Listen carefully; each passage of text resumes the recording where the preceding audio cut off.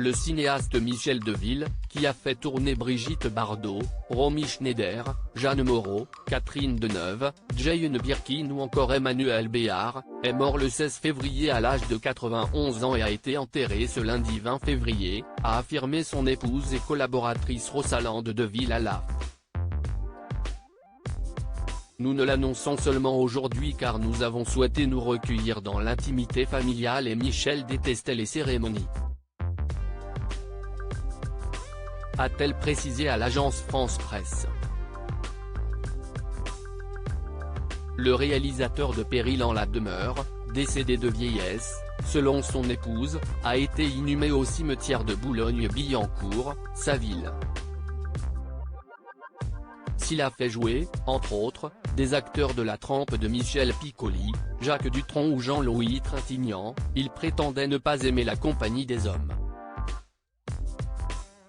Metteur en scène qui a sublimé les plus grandes comédiennes, il avait ainsi tourné avec Emmanuel Béard dans Un fil à la patte en 2005, adaptation de Feydeau à laquelle Charles Berling a participé et qui sera son ultime long métrage.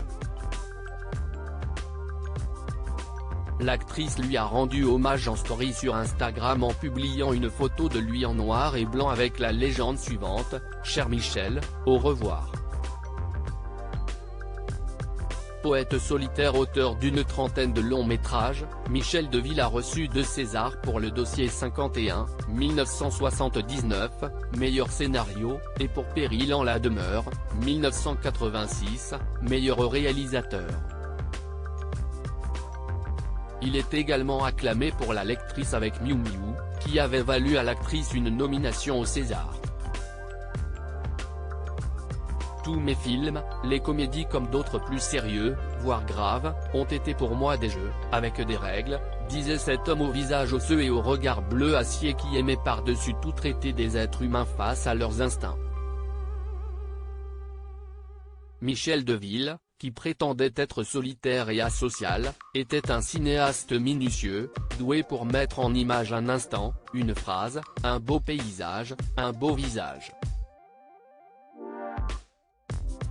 Il ne me suffit pas de les voir, j'ai besoin de les retenir.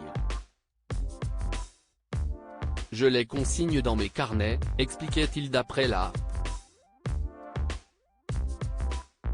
À partir des années 80, c'est son épouse Rosalande qui écrit et produit ses films.